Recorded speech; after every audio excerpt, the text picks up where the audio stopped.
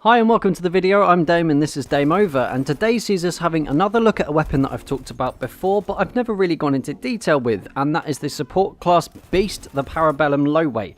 I'll be giving you a guide on how to use it, my full review, and I'll ask for your help to work out whether it actually is overpowered or not. So if you find this video useful or entertaining, make sure you hit that like button before you go.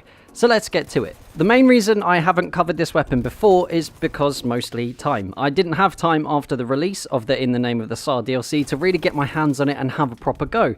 So much so that it was while getting these clips that I got my first service star with it. And I have to say, I've never been filled with more regret in a video game, apart from when I accidentally killed off one of the best characters in Fallout 4 by being sarcastic, but you know, that's a story for another day. I had a really good time using it, and I don't mean I was just having fun, I mean like a surprisingly good time. There were several occasions like this one where I clearly made a huge mistake by laying down in fire, but I was able to get myself out of it and with a bunch of kills to boot, and I put it down purely to having the Parabellum as my primary weapon.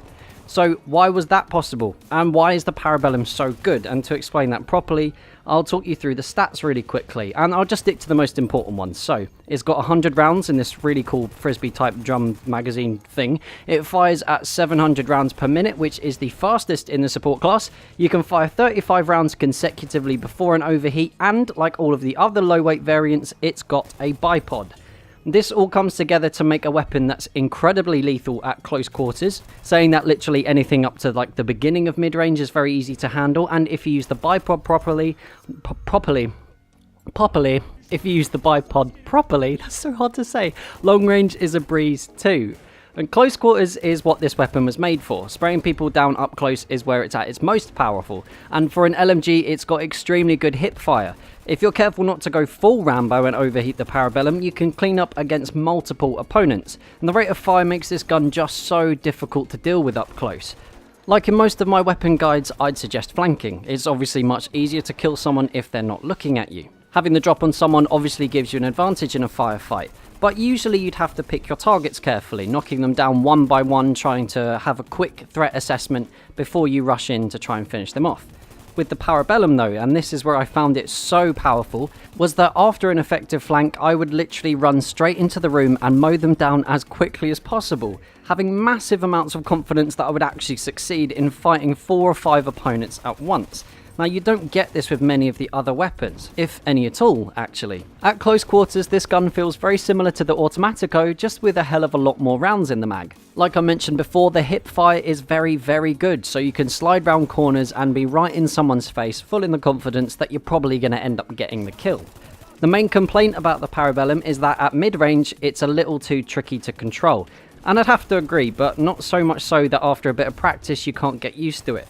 Making sure you pull down when you're aiming will keep the recoil from throwing you off too much if you're moving and shooting. But this seems to be the only area of any difficulty with this weapon. Where you'll have some real success with the Parabellum is when you start to use the bipod as often as possible. Make it a part of your playstyle to be moving from cover to cover and laying down whenever you can.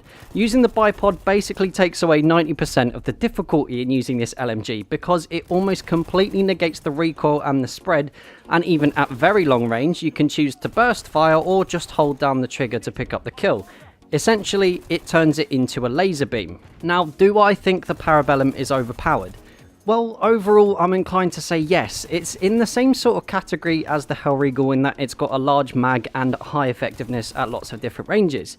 It's not nearly as easy to use as the Hellriegel, granted, and like I said, it requires a different sort of playstyle to really take advantage of its strengths. But using the Parabellum means it's very rare that you'll be outclassed by another gun.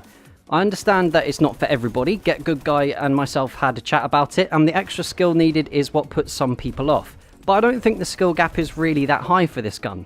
Unfortunately, this weapon is stuck behind the paywall of the Premium Pass, which in my opinion makes it a very unfair advantage to those that have spent a bit more money on the game than others. But I'll save my thoughts on paying for extra content for another video. But that's just what I think. What do you guys make of the Parabellum? How hard do you think it is to use? Do you think it's overpowered? Make sure you let me know down in the comments below. So if you had a good time, make sure you hit that like button. If you're new around here, hit the subscribe button too. Feel free to share this video with whoever and wherever you like. And until next time, that's Dame Over. Peace.